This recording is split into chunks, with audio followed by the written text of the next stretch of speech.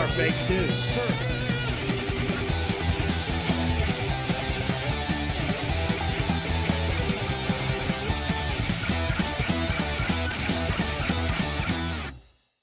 Guten Morgen, Brasília, estamos aqui de volta. Eu sou Flávio Morgenstern e você não é. Este, para quem não sabe, é o podcast do Senso em Comum. Neste podcast nós estamos certos. Se você discorda, você está errado. Lembrando agora que quando eu digo é o podcast do Senso em Comum, significa que o nosso canal não tem apenas o podcast, esses blocões de mais ou menos uma hora que a gente grava aqui, comentando temas mais profundamente. Nós também estamos com a nossa playlist de livros, tá com uma só ali, mas nessa semana já vamos atualizar mais um pouquinho. Vamos falar de outros assuntos também com alguns outros vídeos mais curtos. Então, o podcast do Senso em Comum é uma coisa, mas você vai estar atualizado de mais outras coisas acompanhando aqui o canal do Senso em Comum, enquanto que o nosso site não volta a ser atualizado também, tá? Nós estamos aqui principalmente pela situação ali com o nosso designer, o Gustavo Finger, que ele odeia ser chamado de designer, nosso X, o Gustavo Finger, né, que é gaúcho, tá nessa situação aí toda. A gente sabe disso, conseguiu chegar em Porto Alegre ontem, mas tá o caos, como a gente sabe disso aí muito bem. E a gente tá com, não é com atraso, né? A gente fez uma pausa na volta que a gente estava tentando manter o ritmo, né? E agora a gente vai manter, pelo menos o podcast tá aqui em ordem, nosso canal tá em ordem, mas logo nós vamos voltar com o site, vamos voltar com a formação Senso em Comum, nossa plataforma de cursos, vamos voltar com Guten Morgen Go, a primeira temporada, o nosso curso sobre a Primeira Guerra Mundial, tá? Logo tá tudo em ordem, mas estamos aqui de volta em ordem para você perder amigos nesse podcast enquanto você fica mais inteligente, tá? Um podcast de fato, né, feito para salvar o Ocidente, exceto Vila Madalena e adjacências. Vamos lá, então, né, temos um comentário aqui a fazer sobre o nosso último episódio, porque muita gente, eu acho que não entendeu o que eu tava querendo, principalmente, eu não sei, eu tava lendo os comentários aqui, dessa vez eu não vou pegar um comentário, vou pegar como se fosse um arquétipo dos comentários gerais, que eu preciso de uma resposta para isso aqui que foi falado por muita gente, tá? Em primeiro lugar, eu não tô falando contra quem vende curso, eu falei isso N vezes, tá? Eu não apenas tenho curso, como eu sou um ávido consumidor de cursos, tá? Eu aprendo línguas com cursos, eu aprendo literatura com cursos, eu aprendo filosofia com cursos na internet, eu aprendo, meu personal trainer, com muitas aspas aqui, né, eu compro o curso dele pela internet, assim por diante. O que eu estou reclamando não é nem de pessoas, mas esses caras são muito arrogantes, bom, eu não posso falar nada, sinto muito, desculpa, eles são muito, sei lá, mas o que, não é este o meu foco, muito menos ainda, é ficar buscando tretinha. Eu quero nomes, né? Eu vi aqui o festival de gente falando assim, mas você precisa falar nomes. Inclusive, um dos comentários foi mais divertido, né? Você tá parecendo um fofoqueiro, você precisa falar nomes. Bom, ou seja, ele quer que eu vire um fofoqueiro. Ele quer que eu fique buscando tretas ali à torta direita na internet, que não é o meu foco. Eu não tô querendo falar mal de uma pessoa, nem de outra, nem de XYZ. O que eu peguei foi um arquétipo de pessoas que, como disse o último livro do Ronald Robson, né, Contra a Vida Intelectual, tá o link aqui embaixo, tá? Um livro que todo mundo deveria ler para fazer... deveria ser obrigatório você ler esse livro, né, como vestibular para você entrar no Instagram. É pegar gente que se vende, e com muitas aspas aqui, né, vende uma imagem que eles criam de si próprios, e falando assim, olha, e esta aqui é a minha vida, e se você comprar o meu curso, que geralmente é um curso abstrato, genérico, impreciso, né, sempre me foquei nesse negócio, quando eu falo da esquerda, principalmente, além de abstrata, genérica e imprecisa, ainda vai ter um adicional, que é sempre uma terceira pessoa do plural, se for do singular é coletiva, também precisa, né? E os banqueiros, a gente vai falar disso hoje, né? A burguesia, não sei mais o que, e querem fazer toda a sua vida baseando-se nesse arquétipo, sabe, genérico. Olha só, né? Eu sou rico, eu sou poderoso, eu sou lindo, e se você fizer o meu cursinho, você vai ser igual eu. Tá, o que tem no seu cursinho? Bom, tem a minha vida, tem aqui eu falando do meu casamento, tem eu, sabe, nos stories do Instagram o dia inteiro lá falando assim, como que eu cuido da louça em casa, como que eu cuido dos filhos, como que eu cuido de não sei mais o que. Isso, pra mim, é um problema.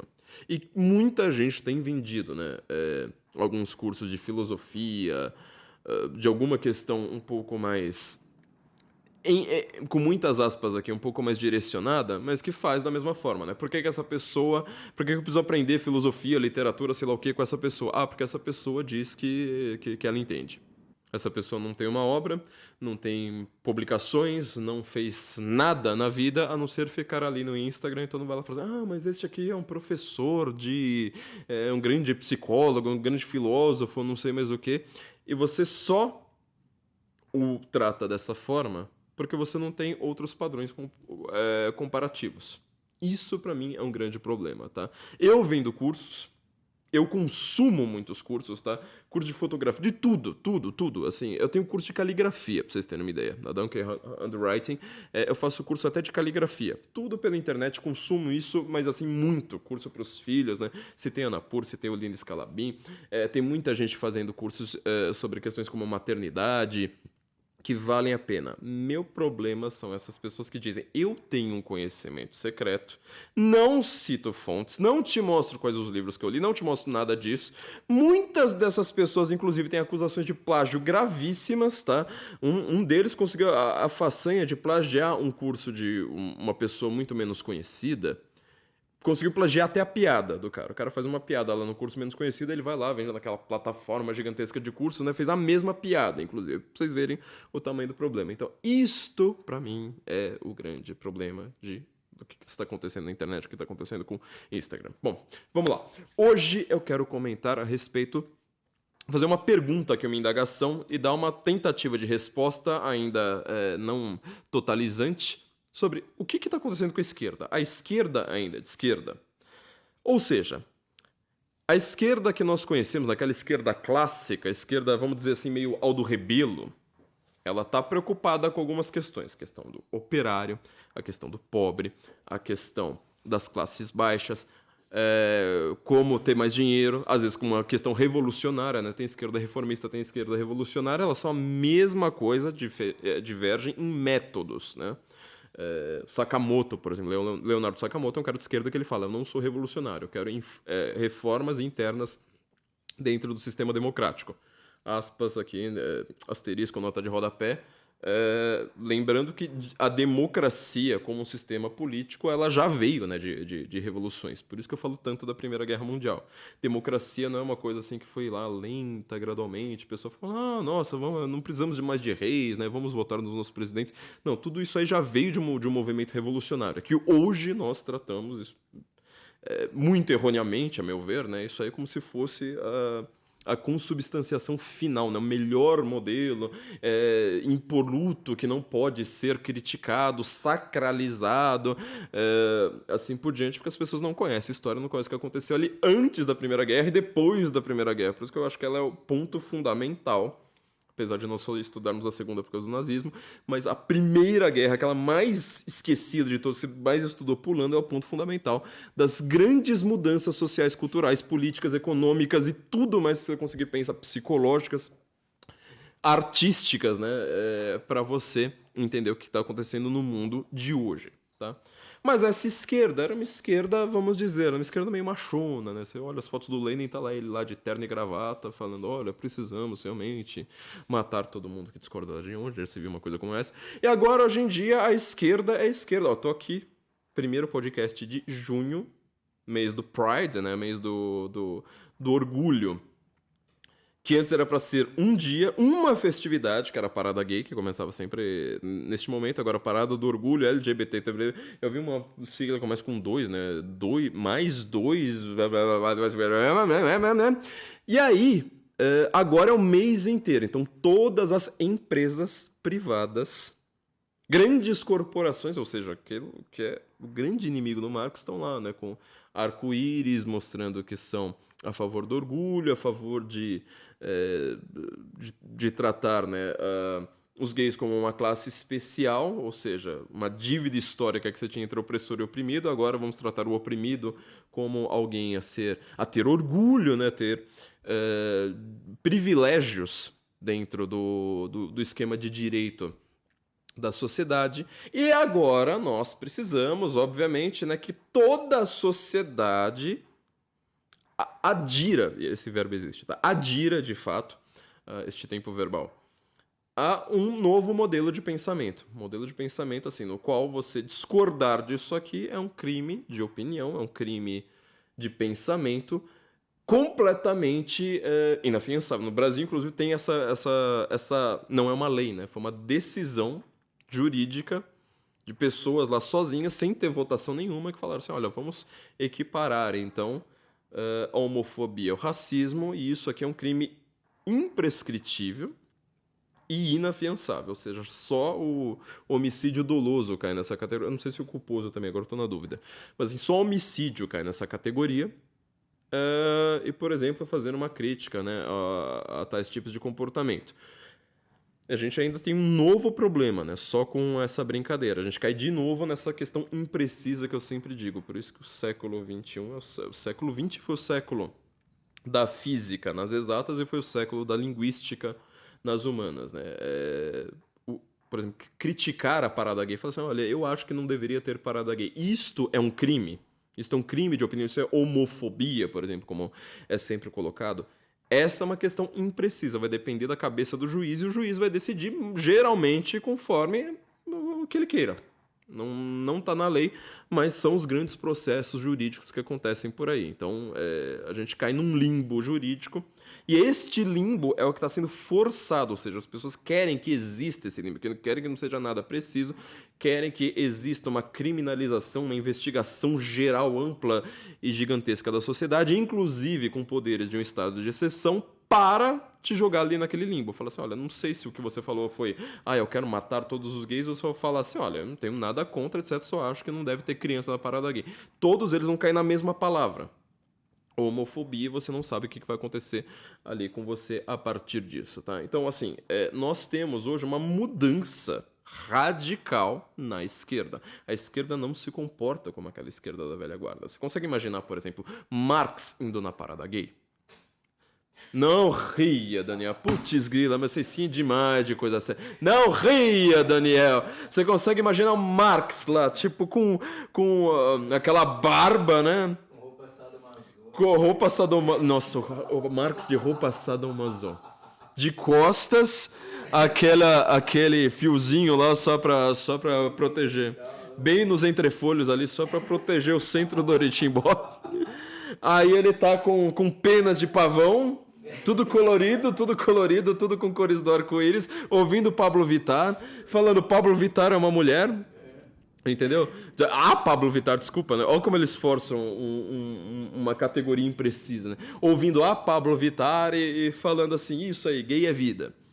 Você consegue imaginar Karl Marx fazendo isso? Você consegue imaginar Vladimir Lenin fazendo isso? Você consegue imaginar Joseph Stalin? O Stalin, né? Você sabe, Stalin, Stal é aço, né? Em russo. Então, ele fala, o homem de peito de aço, né? Não é o nome dele, obviamente, né? Foi um apelido que ele se auto-atribui, não. Chega lá, o Stalin batendo no peito e falando, uhul, né? Gaiola da... Sexo anal contra o capital. Você consegue imaginar uma coisa como essa? Você percebeu que existe uma diferença entre a esquerda atual, essa esquerda woke, essa esquerda progressista, essa esquerda... Woke ainda não foi um termo que pegou bem no Brasil, apesar dele explicar muito bem, né? Falou assim, esquerda nova, uma esquerda pós-2000, pós-anos 2000 ali, na verdade quase 2010, né? Ela não tem, sei lá, 20 anos, é difícil você precisar que ela tenha força 20 anos atrás. Pelo menos dessa forma como ela é hoje. E aquela esquerda que fala assim, não, eu quero acabar com as empresas privadas, eu quero uma planificação econômica, eu quero controle absoluto do Estado da sociedade. Tem duas esquerdas ali com uma diferença muito grande. Eu sempre costumo lembrar, por exemplo, 2020, aconteceu uma coisa lá em 2020 que eu não lembro direito lá como é que chama, teve acho que foi o grande aumento do poder na esquerda no mundo, sem precedentes. Assim, nunca a esquerda ganhou tanto quanto a partir de 2020. O que leva, né, que faz nos levantar os sobrolhos em sinal de suspicácia. O que será que deve ter? O que estava por trás daquilo ali, né? Obviamente a esquerda vai falar, não tinha nada, era um evento da natureza, então é uma coisa super normal. E aí a resposta da esquerda foi criar um estado de exceção no mundo inteiro, em qualquer democracia, blá, blá, blá, aquela pataquada toda lá, Umas exceções assim, inclusive algumas exceções bem inesperadas, né? A Suécia, por exemplo, não aceitou isso. Logo um país que já é a esquerda encarnada por si, né? Mas a esquerda no mundo cresceu seu poder de uma maneira absurda, que teve a desculpa perfeita para ter um estado de exceção constante, completamente totalitário, sem menor disfarce, né? Você viu, inclusive um dos nomes que eu citei aqui, né? Teve gente lá na Folha de São Paulo, inclusive, um grande biólogo, né? Falando, o divulgador científico, né? Adoro esse nome, né? Divulgador científico, ou seja, ele tem um YouTube. Ele tem um YouTube, ele vai lá e diz que ele é o maior biólogo de todos os tempos. Nunca vi um biólogo levar aquele cara a sério, né? Foi lá escrever um artigo na Folha de São Paulo falando autoritarismo necessário. A quantidade de cientistas que foram vistos, né, falando assim, olha, nós precisamos prejudicar a vida das pessoas que não aceitarem os nossos ditames da pior forma possível, para elas não poderem sair de casa, para a gente pegar todo o dinheiro delas, para elas nunca conseguirem ter um emprego, para elas morrerem mendigando um pix, igual a gente faz aqui hoje, né? Tipo, comendo barato ali embaixo do viaduto, igual a gente faz também. A quantidade de cientistas que estavam dizendo isso, assim, foi fora do comum. Só que a reação da esquerda, eu sempre lembro desse ponto, nunca foi falar assim, não, sabe o que a gente precisa fazer? Quebrar a patente das vacinas. Vamos agora, sabe o que? Vamos estatizar a Pfizer. Vamos estatizar a AstraZeneca. Vamos estatizar, eles não gostam desse negócio, de estatizar tudo, estatizar isso, aquilo outro. Não teve. Isso não existiu. Então você vê que teve um movimento ali meio estranho. Falou assim, mas espera aí, são os grandes esquerdistas, inclusive aqueles da velha guarda, aqueles esquerdistas que não estão nem aí para propaganda gay. Não é um preconceito, na verdade é um elogio que eu estou fazendo ao Nordeste. Você pode reparar como, principalmente no Nordeste, onde tem muitos dos políticos mais fortes da esquerda brasileira hoje, quando eu falo forte, assim, aqueles caras que vão pro Senado, etc., fortes e inteligentes, tá? Boa parte desses caras não são burros, não. Eles são maus, mas eles não são burros. Eles foram os caras que não pregaram em nenhum momento. Falaram assim, olha, eu quero a atuação do Estado em cima dessas empresas. Não, pelo contrário, eles estavam lá, sem o esquerdista da velha guarda, falando, eu quero obrigar essa empresa a ter um cliente fixo, obrigatório. Se essa empresa não tiver lucro, nossa, onde já se viu você não dar lucro para essa empresa? Você vê que tem alguma coisa ali estranha, né? Bom, vamos começar então uma tentativa de resposta para saber o que está acontecendo. Muita gente, principalmente nos Estados Unidos, tem começado a perguntar: essa esquerda woke, ela ainda é marxista? Ela é uma continuação do marxismo? Ela é um rompimento com o marxismo? Ela é um outro modelo de esquerda? Como é que é esse negócio aí? Já falei muito, né, sobre a questão da palavra liberal e liberal, que tem dificuldades, assim, cada país, cada momento, inclusive, de cada país, ela vai ter um significado diferente. Mas eu vou tentar seguir aqui por um caminho um pouco mais, vamos dizer assim, um pouco mais pedagógico, que eu acho que vai ser interessante. A esquerda que nós conhecemos a partir de Marx, sempre lembrando que existe uma esquerda antes do Marx, tá? A Revolução Francesa, Marx ainda não tinha... não estava nem um pouco atuante, né? Os movimentos revolucionários que existiram antes da Revolução Francesa, Marx não tinha nem nascido. Então, assim, a esquerda, a partir de Marx, ela se fia, colocando acima de uma maneira extremamente grosseira, mas eu acho que os esquerdistas, algum esquerdista perdido aí que tiver me vendo, talvez não discorde tanto assim. Marx, ele percebe coloca duas categorias aqui. Primeira, organizações sociais tendem a sempre se distinguir em classes. Por isso que ele se considera um cara um pensamento classista. Ele diz isso, tem algumas correntes de esquerda aqui no Brasil que dizem isso também, né? Nós somos um... Eu não sei se eles usam ainda hoje, né? Pelo menos na época que eu sabia o que, sei lá, os caras do PSTU andavam fazendo. Você fala assim, precisamos fazer um movimento classista, né? As greves e tal. Ou seja, uma distinção muito clara entre classes sociais. Segundo ponto. Essas classes sociais e essa crença do Marx, né, elas tendem a ter sempre uma categoria de opressão de uma para a outra, ou seja, uma classe social que tenha mais poder, mais dinheiro, mais influência, etc. Ela vai oprimir, ela vai se aproveitar de uma outra classe social mais baixa, sem tanto poder, sem tanta influência, sem tantos meios, inclusive. Colocando os dois adendos, né, que o Marx disse. Primeiro lugar, a classe oprimida, a mais oprimida de todas, ela que está lá no resto do chão, ela é a produtora. Ou seja, a burguesia, ali no caso, ela vive com o dinheiro da classe que produziu. Então, o dono de uma fábrica de carros, ele não produz carros. Quem produz carros é a classe oprimida ali embaixo. A classe trabalhadora. Aí são vários termos que podem ser usados, né? Os proletários, classe trabalhadora, depende ali de como você quer dizer, mas ele, o Marx, ele coloca quase todas essas classes como um bloco, né, razoavelmente homogêneo ali. E uma tecnologia, uma instância da sociedade criada, que foi o Estado, ele favorece a classe que tenha mais poder. Ou seja, o Estado, e aqui ele está fazendo uma referência, quando ele fala Estado, geralmente ele está querendo fazer uma referência ao Estado burguês, mas também ao Estado aristocrático, né, de certa forma. O Estado, ele obedece a quem tem poder. Tá? Esses 4 pontos aqui, quais pontos que a gente consegue concordar? Tem um pouco de verdade em todos eles. O ponto de verdade fundamental ali, que para mim, assim, se o Marx ele tivesse assim, corrido nessa direção, ele estaria muito mais certo do que ele esteve, é a questão de que o Estado ele obedece à classe de quem tem poder. Tá? Então, assim, não é que o Estado dá poder. Geralmente o Estado ele é tomado por quem já tenha poder. Um poder pré-estatal. E ele vai lá, ele simplesmente é um mecanismo, de certa forma, né? Um instrumento utilizado por esta classe poderosa para oprimir as outras. Grande problema do Marx é que ele se fiou demais na questão econômica. Mas assim, você consegue observar o Estado brasileiro e falar assim, olha,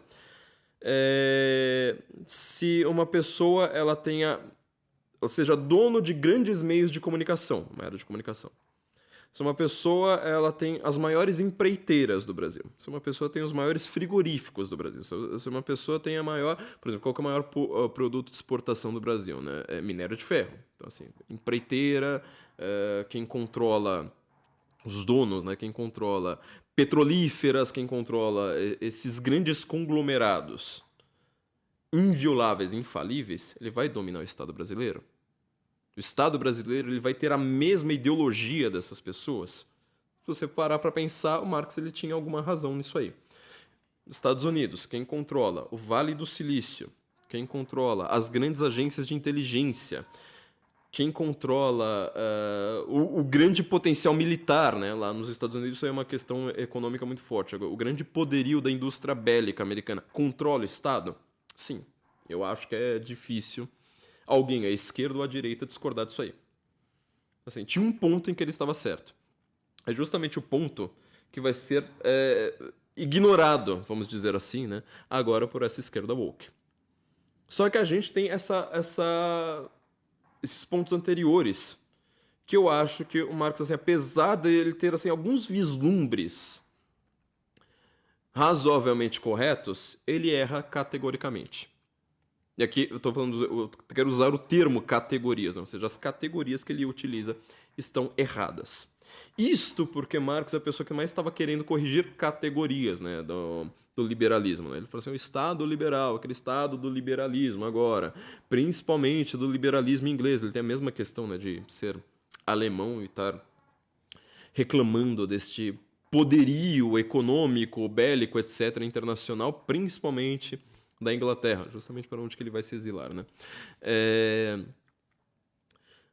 Ele acha que as categorias, né, liberdades civis, direitos humanos, todas essas categorias são insuficientes para explicar os problemas da classe baixa. Tá? Liberdades individuais aqui vai ser o grande tema aqui do que eu quero dizer hoje, né? Ou seja, eu vejo os liberais do Brasil, lembrando que eles não tem muito a ver com os liberals americanos, que também não tem a ver com o liberal inglês, né? Cada um deles usa o termo querendo dizer uma coisa. O liberal brasileiro, ele que seria o que o americano chama de classical liberal, né? Ou seja, você é liberal no sentido econômico e só, né? O resto não tem uma categoria ali precisa para você. E é mais ou menos o que o liberal britânico quer dizer. Esses liberais, eles dominam o Estado. Foi o que eu falei nos episódios passados sobre a ordem liberal, ou seja, o domínio do Estado liberal, de uma confluência internacional de liberais. Não quer dizer assim, mas o liberalismo econômico, não é isso que eu estou falando. Eu estou falando sobre a ordem liberal. Né? Fukuyama, por exemplo, ele é um grande preconizador de que a ordem liberal é o fim da história. Assim, você não precisa de mais nada. Tudo que a gente precisa fazer agora é fazer guerras por aí para os países que são ditaduras entrarem nessa ordem liberal e vai ter a paz no mundo e assim um terreno e vai todo mundo viver feliz para sempre. Eu não sei como é que alguém consegue levar um infeliz desse a sério, mas enfim, né? Ele é um dos grandes preconizadores disso. Essa ordem liberal para o Marx, ela não tinha conceitos adequados. Porque ela nunca se preocupou com a classe lá embaixo, lá no resto do chão. Qual que é o meu grande problema aqui? Assim, se tiver algum esquerdista me vendo, me fala qual que é o erro no meu pensamento. Porque assim, eu quero fazer uma correção ao Marx que eu acho que os esquerdistas podem concordar. Como eu falei, o Marx trata essa classe lá embaixo em vários termos, né? Proletários, trabalhadores, classe trabalhadora. Mas é sempre nessa dinâmica entre oprimidos e opressores. Meu maior problema... Vamos falar assim, os pobres. Os pobres. Por que é interessante nós colocarmos os pobres aqui? Porque quando você vai pensar num pensador como Dostoiévski, Fyodor Dostoiévski, lá na Rússia, ele tá o tempo inteiro pensando nos pobres. E falando, olha, tem um problema na sociedade russa que é não pensar no pobre direito. Você vai ver isso desde o Gente Pobre, lá o primeiro livro dele. Você vai ver isso no livro que ele escreve da cadeia, né, o Memorial da Casa dos Mortos. Você vai ver isso depois que ele volta da cadeia, quando ele escreve Crime e Castigo. Quer dizer, o foco ali é um pobre. Pode reparar uma coisa que pouca gente percebe de Crime e Castigo, eu só fui reparar nisso na segunda vez que eu fui ler o livro. Ele está em São Petersburgo. São Petersburgo, assim, seria como se fosse, colocando de uma maneira muito forçada, né, o Rio de Janeiro ali deles, ou seja, uma cidade sólida, muito grande, economicamente muito forte, mas portuária. E que ela nem sempre ali é a capital. Mas ela é economicamente muito importante. Mas essa cidade é bonita pra caramba. Procura aí no Google umas fotos dela. Tem catedrais enormes, etc. Você pode reparar como Dostoiévski, toda a descrição dele ali do Raskolnikov no Crime e Castigo, ele só tá falando assim, as construções, a caliça, a poeira. E quando ele nota, por exemplo, a catedral, ele fala assim, eu estava numa rua aqui, sabe, uma rua tudo escura, tudo... Lá na pontinha, lá entre um prédio e outro, eu vi a pontinha da catedral e continuei andando. Quer dizer, ele tá numa cidade que ela é bonita, mas ele fica na parte periférica. O tempo todo. Se você reparar a descrição que ele faz da cidade, ele tá numa cidade extremamente bonita na parte feia. Constantemente na parte feia da cidade. Ou seja, ele tá à margem, marginal, né? Da participação do que essa cidade tem de interessante. Olha como que isso é interessante. Mas ele não é classista. O Dostoiévski teve um momento ali de pensamento classista, ele começa a falar, mas espera aí, tem algumas categorias que o Marx também não pensou. Algumas imprecisões ali no pensamento dele que ele nunca pensou, seja a religião russa, seja a questão eslava, ou seja, o Marx ele é eslavofóbico, né? Ele odeia os eslavos, assim, trata os eslavos como se não fossem nada. Tem a categoria nacional, tem a categoria... são várias, a categoria familiar. Olha, o Raskolnikov tá o tempo todo pensando na mãezinha dele. Não quer que a irmãzinha dele case lá com o cara classe média baixa que se trata como ricaço simplesmente por ser mais rico a pobraiada. Não são categorias marxistas, isso aí. Então, Dostoiévski notou que precisavam de outras categorias para descrever os pobres. O que isso tem a ver com a nossa realidade? Pensa aqui principalmente no Brasil agora, tá? Quando você tem, por exemplo, o PT dizendo que é um partido dos trabalhadores e o partido dos pobres, ele está representando os pobres, toda a massa de pobres como um todo, ou seja, eles se sentem representados na figura do PT, na figura do Lula e de outras coisas que o PT defende, sim ou não?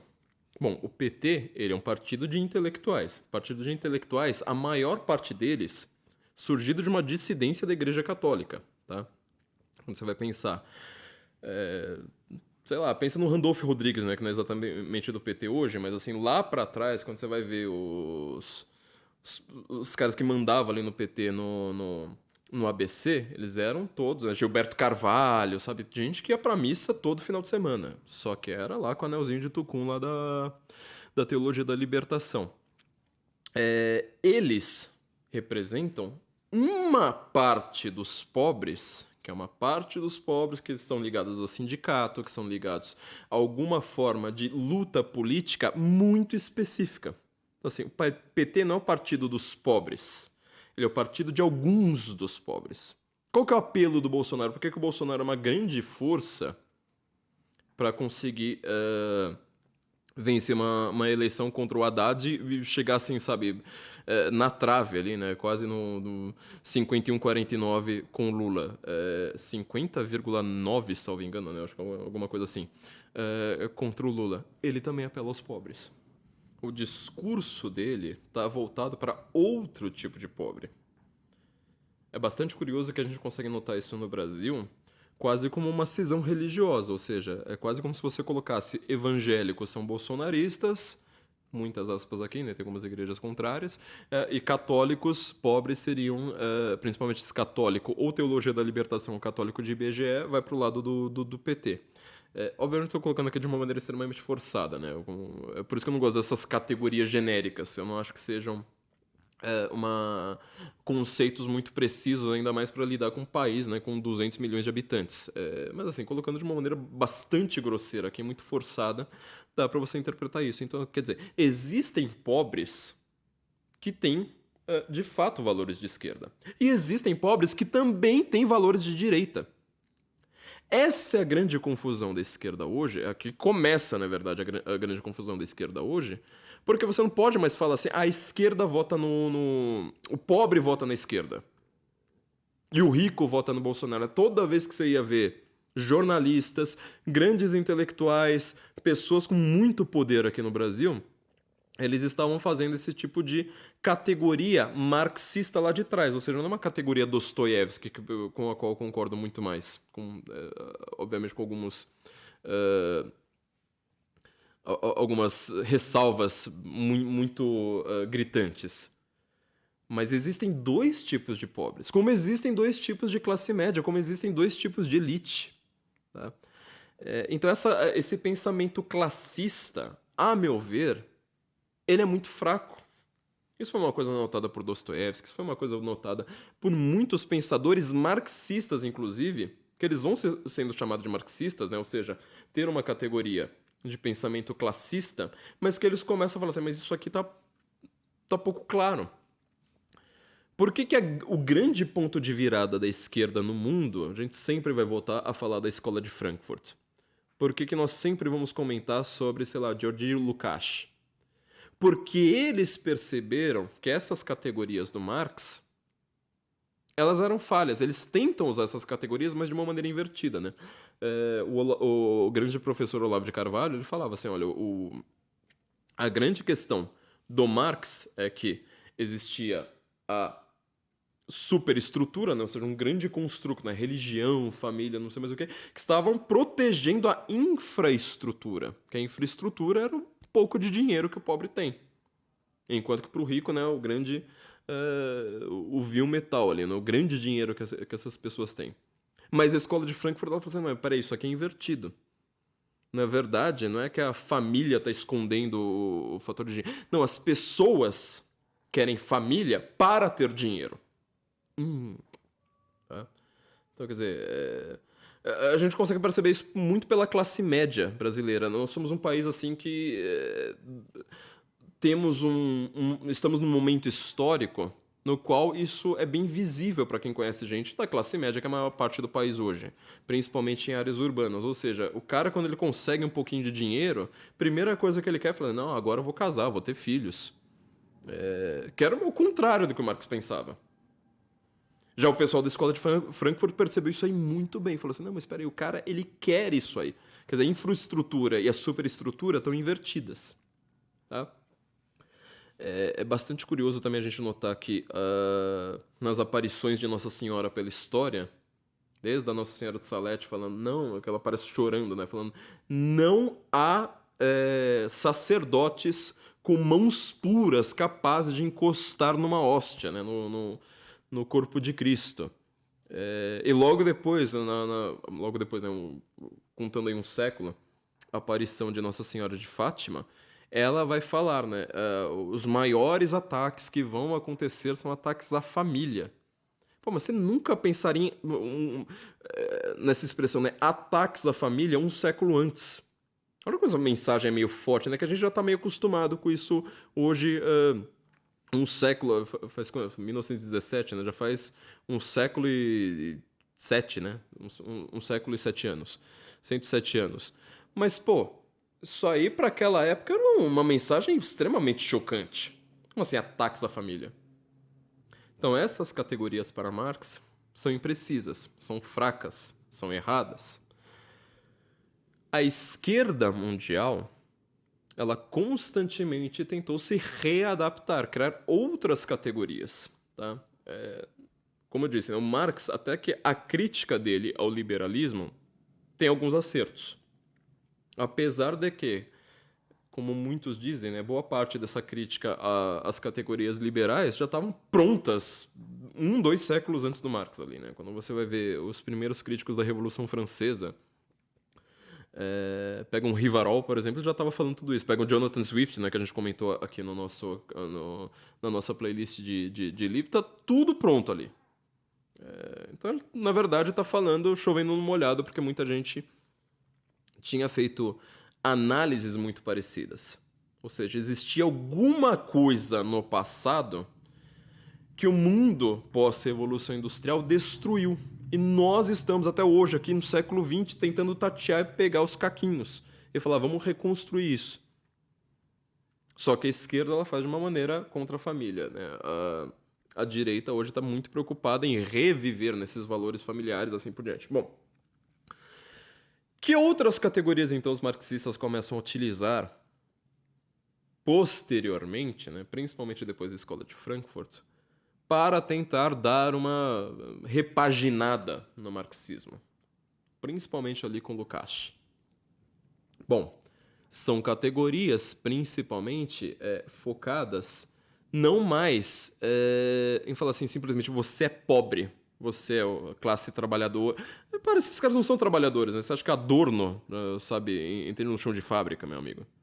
É igual você pensar no Marx de Cinta Liga, entendeu? Você pensar no Adorno batendo um prego na parede. É impossível. Não é uma imagem que entra na nossa cabeça. Walter Benjamin, mas de jeito nenhum. Adorno tocava piano. Reclamava do jazz falando que era uma música corrompida, porque o negócio dele era fazer. Mas o pobre alguma hora vai ter que ouvir Dvorak. Não é um pensamento adequado se você analisar hoje os grandes intelectuais políticos, os grandes nomes da esquerda mundial, com alguma remota relação com a classe trabalhadora. Pega o Partido Trabalhista inglês, é a grande ironia, né? Quer dizer, cara que come salmão todo santo dia, um cara que saiu do King's College e tá lá falando, eu sou o grande nome da esquerda mundial. Eu aqui minha gravatinha borboleta, olha... Vamos agora tomar um chazinho das 5 horas da tarde, levantando o mindinho, assim por diante. Não é gente pedindo pix de vocês, igual eu. Entendeu? Então, toda essa... Eles precisavam dar uma repaginada nisso, né? Até o principal marxista depois da Segunda Guerra Mundial na Inglaterra, o A.P. Thompson, que era historiador, ele chegou a dizer, falou assim, não, a classe social hoje deve ser entendida mais de uma maneira psicológica, entendeu? Ah, mas eu tenho, sei lá, eu gosto da ideia dos pobres, entendeu? Da ideia de enriquecer os pobres. Mas como eu disse, não existe uma classe com valores comuns, com pensamentos, com uma religião comum, com métodos comuns, pegando todos os pobres. Essa é a grande dificuldade.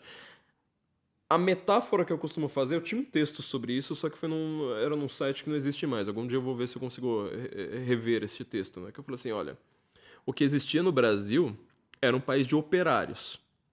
Operário do chão de fábrica. Qual que foi o pensamento que o operário brasileiro, principalmente no ABC, né, que a gente costuma pensar dessa forma, ele teve para sua atuação política? Ora, o Marx fala de operário.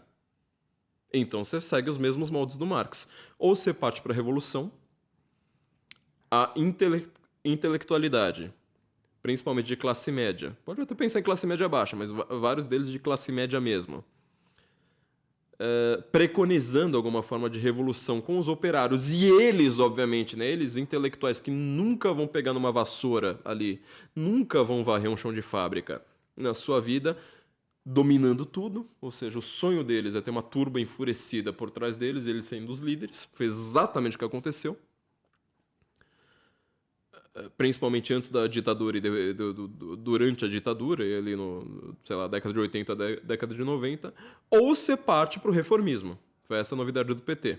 No reformismo você vai tratar, mais ou menos, né, os pobres como se eles fossem todos operários, e operários revolucionários, óbvio.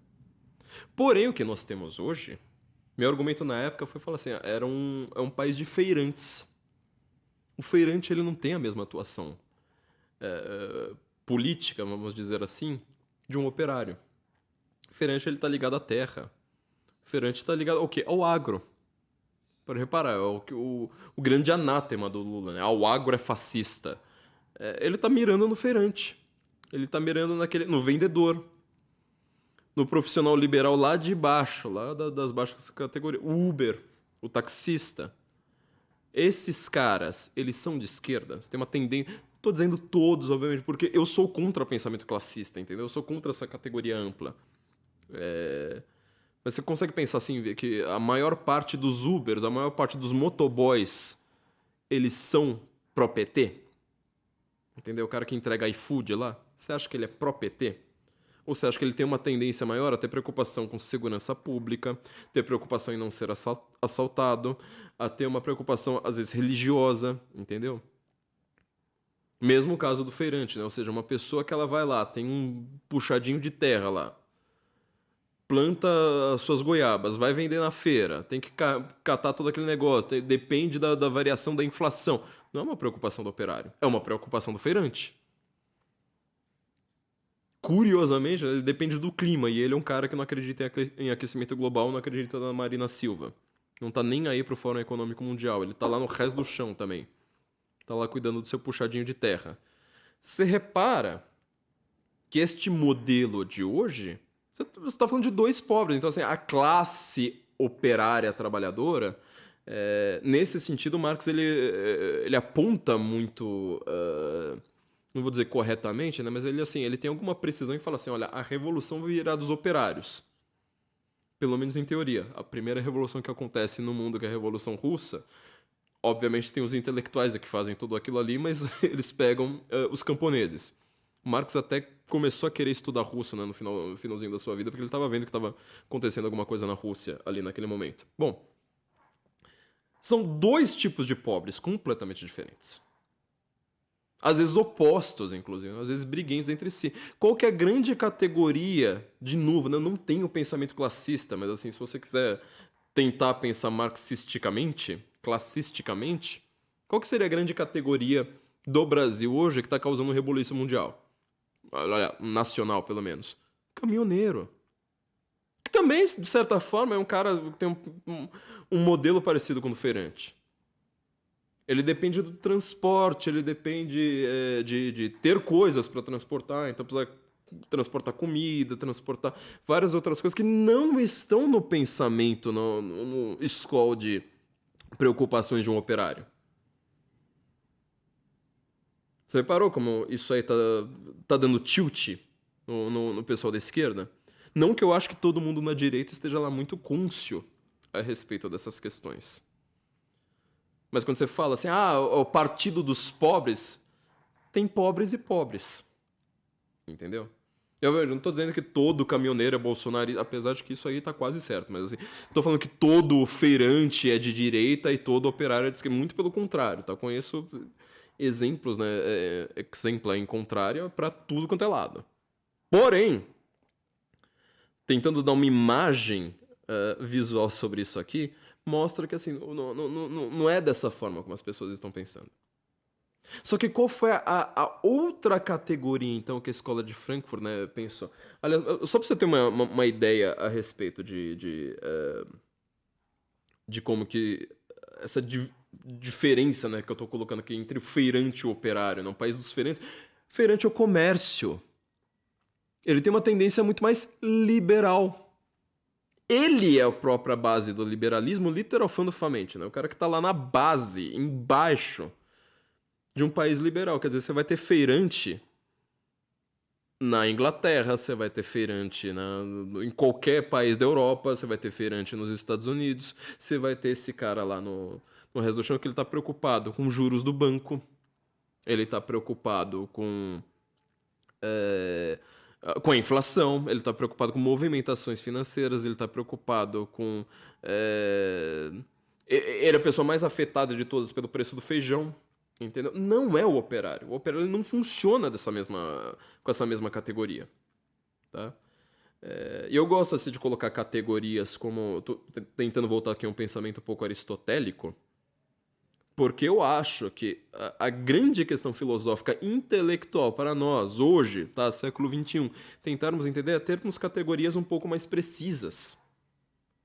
Já que eu quero chegar no segundo ponto do Marx, né? Essas classes elas estão em luta mesmo.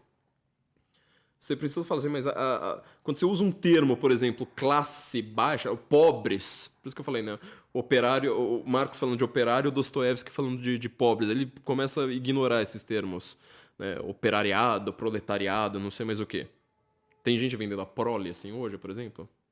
Essas categorias marxistas, portanto, a gente já tem que pensar, inclusive, se elas são válidas por si, né? Você veja se a esquerda, ela usa a palavra fascista como uma categoria precisa. Se ela usa a palavra democracia como uma categoria precisa, né? Se o inquérito dos atos antidemocráticos, por exemplo, ele está pesquisando pessoas que sejam a favor de instaurar um golpe militar. Não, é simplesmente uma alegoria, né? É uma metáfora. É isso que eles estão te dando.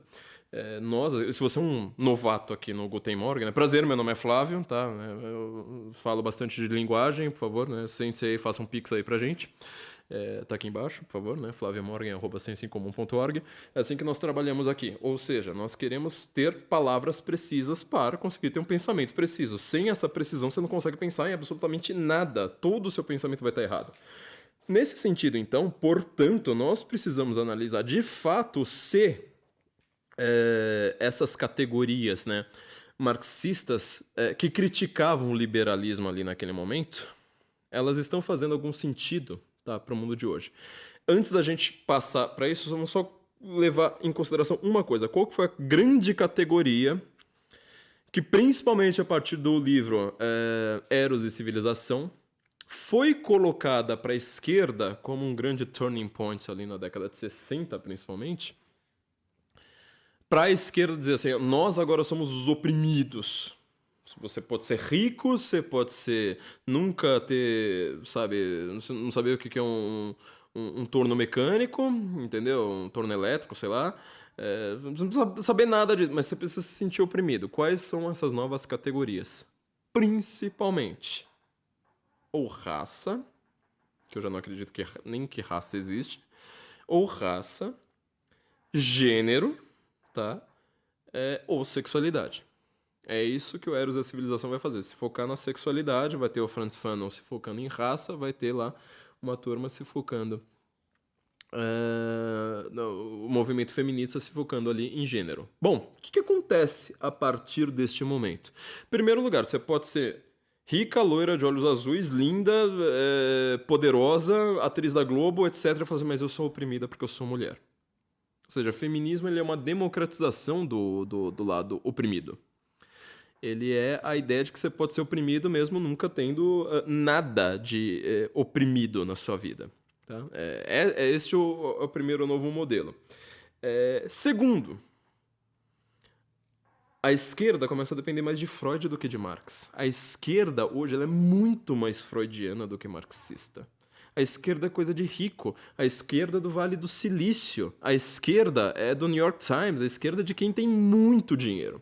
Se é dessa forma, se nós estamos vivendo dessa forma, com essas novas categorias, você já esquece todo Aristóteles ali para trás, aquele pensamento tomista, né? Aquele pensamento da época que os filósofos, mesmo depois da Idade Média, ainda pensavam em latim, né? Para ter uma língua assim completamente precisa, super detalhista e ao mesmo tempo uma língua morta, né? Não uma língua móvel, como são as línguas de hoje, que você começa a usar, sei lá, a palavra mulher, né? Vai de democracia até mulher e começa a usar isso aí para um cabedal cada vez maior de coisas completamente diferentes do que aquilo ali originalmente significava. A esquerda está dependendo de um sentimento, de pulsões do inconsciente, de coisas psicológicas. Lembra do que o P. Thompson falou aqui, né? Que eu comentei. Ou seja, uma classe social hoje ela é muito mais uma questão de sentimento. Mas eu me sinto dessa classe. Eu sou, sei lá, o dono da Rede Globo, mas eu me sinto oprimido. Eu sou o apresentador do Jornal Nacional, mas olha, eu sinto que eu sou dessa categoria dos oprimidos, da categoria daqueles que ficaram para trás, né, na marcha da história. Ora, o pensamento marxista, histórico, né, dialético materialista, ele tá lá pensando que o motor da própria história é uma luta de classes, ou seja, toda história é uma luta dos oprimidos contra os opressores. Não era que Fögelin que falou assim, eu fui marxista por umas férias de verão, eu consegui ser marxista por 2 meses, ele começou a analisar todos os grandes movimentos históricos, com todas as revoluções, inclusive, que aconteceram pela história, Reforma Protestante, sei lá, Espartacus em Roma, sei lá, a queda do Império Romano, qualquer uma dessas coisas, eu falei assim, mas não tem uma luta de classes, não tem, era às vezes uma pessoa, às vezes era uma questão ideológica, de pensamento, uma coisa, nada a ver, sabe, não tinha nada a ver com isso aí. Então ele falou assim, essa categoria marxista, ela está errada, ela não vale, não é adequada para nós tentarmos entender a história por si, enquanto que para o marxismo é isso aí. Só que hoje, o que acontece? Se você tem essas novas categorias, principalmente essas 3, né? Tudo é racismo, homofobia e... Racismo, homofobia, qual que é o terceiro aí? Enfim. E machismo, patriarcado, aquela papagaiada toda. O que essas novas categorias são, de fato? Eu vou pegar o pensamento aqui de um cara completamente de esquerda, completamente da velha guarda da esquerda, que ele conseguiu colocar isso em palavras que eu não tinha conseguido colocar. O Aldo Rebelo. O Aldo Rebelo ele falou assim, cara, ó, quando você vai pensar no pobre, no oprimido, naquelas pessoas dos quais a política deve cuidar, inclusive às vezes com assistência econômica, com alguma ajuda, vamos dizer, além do normal da política, né? Além da pura administração. Se você vai pensar nessas categorias, você reparou que todas essas categorias elas são desenraizadoras do homem. Ou seja, se você vai analisar tudo em termos de homem contra mulher, de heterossexual contra homossexual, de branco contra negro, você não está mais pensando, ó, esta pessoa é um brasileiro, ele é pobre, ele veio do agro, ou então ele veio da grande cidade, veio da periferia, essa pessoa é católica, essa pessoa comunga de uma língua comum, essa pessoa ela tem laços, ela tem uma história, é imigrante italiano e tal. Tanto que o Aldo Rebelo, ele é contra esse negócio, né, de um cara que entende tanto de Amazônia, de questões agrárias, fundiárias, não sei mais o quê. Ele falou assim, mas que história é essa de que agora você vai começar a redemarcar, né, terras indígenas? Primeiro lugar que não, assim, indígena, só o branco é que fala indígena como um bloco homogêneo, como os caras estavam vivendo em guerra entre si por milênios. Aí chega lá, né, o branco que está se dizendo anticolonialista e faz o quê? Exatamente, colonialismo. Pega lá a mesma categoria e fala, vocês são tudo índio. Tudo a mesma coisa. Oh, nossa, como eu cuido de vocês, né? Como vocês são bonitinhos. Agora vamos chegar aqui, por exemplo, em São Paulo, né? Falar assim, olha, sabe esse bairro Morumbi? Olha, é um nome indígena, então vamos expulsar todo mundo ali e colocar só índio. Isso é um pensamento adequado, é um pensamento esquerdista, é um pensamento que está, de fato, colocando uma reparação histórica no lugar? Não. Quando você vai para mulher e quando você vai para sexualidade, a coisa piora, meu. É uma piora assim, mas níveis incomensuráveis. Quer dizer, você só vê se o cara é gay.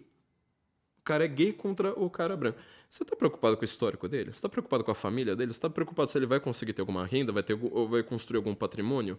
Ou você tá criando justamente um estado de lazer, um estado assim, sabe, de pulsões, um termo bem freudiano, tá? Isso já não é mais o Aldo Rebelo falando. Mas um estado de pulsos e impulsos inconscientes e incontroláveis que psicologicamente você só consegue fazer aquele negócio de deixar fluir, né? Deixar a coisa ir para frente. Agora você teve lá a sua vontadezinha de fazer um sexo selvagem de maneiras pouco ortodoxas e, pronto, agora eu te dou tudo. Você tá cuidando dessa pessoa?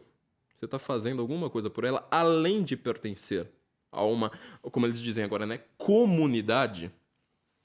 Comunidade, assim, é justamente o contrário. O termo comunidade significa exatamente o contrário do que está sendo dito ali em comunidade LGBT. Quer dizer, você não tem mais pátria, você não tem mais, justamente sua classe, você não tem mais família, você não é mais... você quer saber se o cara é nordestino ou sulista. São duas formas diferentes de tratar. Agora, você só quer saber, o cara é hétero ou o cara queima. É a única preocupação da nova esquerda. O cara, ele começa a comungar de valores incomuns com o Vale do Silício, com os grandes bancos. Que banco que não está fomentando isso? Com o mesmo pensamento, sei lá, dos Rothschilds, dos Rockefeller, e falando agora que você está dando alguma coisa para eles. Então, esse novo modelo de esquerda, a esquerda do novo liberalismo, que eu não quero usar neoliberalismo, que significa outra coisa, mas desse liberalismo moderno, que é o liberalismo do desenraizamento. Você não tem mais laços sociais com ninguém a não ser o laço político. O único laço que você tem. A sua sexualidade é uma coisa do Foucault também pensando isso, né? Toda sexualidade é política, ou seja, todo ato sexual ele precisa ser político. Então agora vamos começar a não mais nos preocuparmos em falar, como Marx falava, né? Marx falava do papel das mulheres, que a mulher não tem que mais ser escrava do homem, não sei mais o quê, que não pode ser mais só uma dona de casa, doméstica, ela tem que ir pro chão de fábrica também, tem que ir lá ajudar. E aí vai ser todo mundo almoçar coletivamente, né, naqueles galpões, nos refeitórios coletivos. Não. Agora você traz o seu lado privado para a esfera pública. Você entendeu porque agora a parada gay, ela tem, assim, 0,00001% com gays, com a sexualidade. A grande questão agora é a privacidade. Eles querem destruir aquele negócio e falar assim, não, agora vamos fazer tudo em público. Se for hétero e vai fazer ótimo, porque tá destruindo a família do mesmo jeito. Se tiver criança, melhor ainda. Se tiver travesti, nossa, mas agora, tipo, virou uma coisa semidivina. Então este modelo, agora dessa nova esquerda, não tem mais nada a ver com privatização. Não quiseram privatizar a Pfizer, não quiseram privatizar o Odebrecht, não quiseram privatizar nada. Tem a ver com a unificação, com a totalização, com a impossibilidade de você conseguir escapar daquele negócio. Este é o modelo da nova esquerda. Então a esquerda tem alguma coisa a ver hoje com a esquerda marxista? Essa é uma dúvida que eu vi alguns intelectuais que eu gosto bastante, como Paul Gottfried, discutindo. Ele colocou em outros termos, apesar de partir do mesmo princípio, mas eu acho que ele chegou em lugares bem diferentes. Alguns ainda dizem, sim, o wokeismo, né, como, sei lá, o Davi Harsouni, né, que ele diz, né, aquele pensador famoso a virtude do nacionalismo, que a esquerda woke ela seria como se fosse assim um upgrade da esquerda marxista tradicional. Eu discordo um pouco disso, porque assim, o que eles têm em comum, e é um pensamento em comum desde que você destruiu as monarquias, É o ponto fundamental. Assim, destruir a monarquia na França, começou a pensar isso. Destruir as monarquias, sei lá, em qualquer um desses países começou a pensar isso. Quando destruir as monarquias na Primeira Guerra Mundial, começou a se pensar nisso. É construir um novo homem.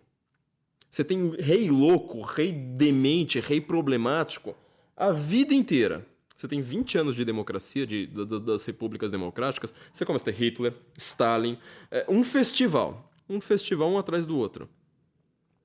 Porque esses caras, eles estão pensando em identidades coletivas. De novo, eu não sou classista. E também não gosto desse termo liberdade individual. Que é o que resta, né, do liberalismo, unir todos esses diferentes liberalismos. Ah, não, liberdade individual. Quando você usa esse termo para dizer assim, você vai queimar o Frevis, você não está falando de liberdade. Você não está mais descrevendo o todo, aquela unificação, princípio ordenador, administrativo, inclusive, da sociedade, como um princípio de virtudes. Fala assim, as pessoas que tenham mais virtudes, os santos nós vamos honrar aqui, as pessoas que sejam mais sábias nós vamos colocar aqui, as pessoas que entendam mais tecnicamente nós vamos colocar ali. Não! Agora, a única preocupação que se tem é falar assim, cara, você sabe quem que a gente precisa colocar no Ministério da Fazenda? Um trans. Você sabe quem que nós vamos colocar no Ministério dos Direitos Humanos para lidar com polícia, para lidar com bandido, com estupro, com sequestro, com mulheres sendo vendidas na região amazônica lá em leilão? Ah, coloca um negro. Ah, quem que nós vamos colocar agora? Você entendeu? Tudo isso aí é uma identidade, é um apelo coletivo a um ideal abstrato, sempre abstrato, coletivo, impreciso. Sempre isso deu errado. Mas por que a gente não tá com Hitler hoje no Brasil? Por que a gente não tá com Stalin hoje, sei lá, nos Estados Unidos? Em primeiro lugar, que nós ainda não estamos. Tá? Em segundo lugar, só colocando, eu tô adiantando uma pergunta aqui que já vão colocar, é que é o seguinte, o mundo de hoje, ele não é mais do executivo forte. Quer dizer, você não precisa ter uma pessoa ali. Você vai transformando isso aí, principalmente, porque o executivo hoje não existe mais. Não existe mais poder executivo. Existe poder administrador. O poder executivo de algum país no mundo hoje, inclusive dos Estados Unidos, ele é de um grande executor, ou seja, um grande líder militar, um grande chefe, sabe, de alguma coisa. O Trump, ele tenta fazer uma coisa como essa, mas ele ainda não tem esse... Ele não é um líder nesse sentido clássico, entendeu? Ele não é um Cícero, ele não é sei lá, um Charlie Martel, entendeu? Ele não é o cara que vai lá, tipo, vai ter uma guerra, eu vou aqui no meu cavalo na frente do exército, protejo meu exército pra trás. Sabe aquela cena bem Coração Valente? Não é isso. Ele é um grande administrador. Toda a mudança que está ocorrendo hoje é uma mudança reformista dentro da própria democracia, entendeu? Então, assim, a esquerda hoje, ela tá confusa? Tá. Por quê? Porque ela, de novo, não tem categorias corretas. E quando ela usa algumas palavras como categorias tipo fascista, democrático, fake news, toda essa, assim, o vocabulário que eles mais repetem a vida inteira. Você pega, assim, umas 8 palavras ou expressões e fala assim, esquerdista, passa um dia inteiro sem pronunciar essas 8 palavras, ele morre.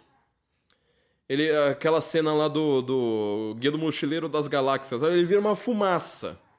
Ele não existe mais. A metafísica, ele no nível ontológico, ele foi despido, entendeu? Ele vai do ser pro não ser, assim, mas simplesmente com isso. Essas categorias usadas pela esquerda estão completamente incorretas. E o modelo que é fomentado hoje por bancos, por grandes corporações, pela grande mídia, pela Big Pharma, pelo Big Business, pelas Big Techs, por todos, é falar assim, olha, seja uma pessoa livre. Como que você vai ser livre?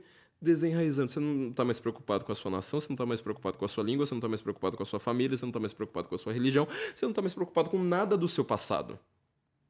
Todo o seu ser agora, essa recriação do homem, que a esquerda sempre quis, todo o seu ser agora é baseado em uma única questão. Você vai fazer sexo com outras pessoas do mesmo sexo que você é mulher ou você é negro. Entendeu? Toda essa papagaiada de feminismo, racismo, homofobia, não sei mais o quê, ela recai neste fator. Você virou um homem atomizado. Você não tem mais conexão nenhuma com mais ninguém, a não ser pertencer a um grupo político, a comunidade, que está pouco se lixando para sua vida. Essa é a nova esquerda, tá? Bom, gente, ficamos por aqui então. Tem o link aqui da livraria embaixo, lembre-se, livraria.sensoincomum.org. Quando você quiser comprar seus livros aí, compre os livros da nossa livraria. Não deixe de nos fazer um Pix. Você que está chegando aqui agora, é assim que a gente funciona, tá? A gente te dá conhecimento e fala assim, olha, então, né, a propósito, dinheirinho aí na nossa conta porque a gente está precisando. Chave Pix, Flávio Morgen, MORGEN, @sensoincomum.org. Pague-nos um café, pague uns livros aí pra gente conseguir ler, te deixar inteligente aí no caminho pro trabalho, lavando a louça, fazendo não sei mais o que você estiver fazendo.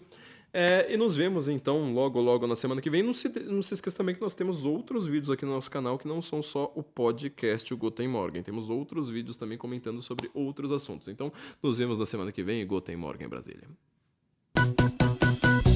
Encha o nosso rabo de dinheiro e salve o Ocidente. Encha o nosso rabo de dinheiro e salve o Ocidente. Se você quer perder amigos e ser mais inteligente, encha o nosso rabo de dinheiro e salve o Ocidente. Encha o nosso rabo de dinheiro e salve o Ocidente. Encha o nosso rabo de dinheiro e salve o Ocidente. Se você quer perder amigos e ser mais inteligente, encha o nosso rabo de dinheiro e salve o Ocidente. Encha o nosso rabo de dinheiro e salve o Ocidente. Encha o nosso rabo de dinheiro e salve o Ocidente. Você quer ficar bonito, garboso e eloquente, estar sempre correto, indubitavelmente, contar boas piadas esporadicamente, fazer aquele crush te amar perdidamente. Enche o nosso rabo de dinheiro e salve o Ocidente.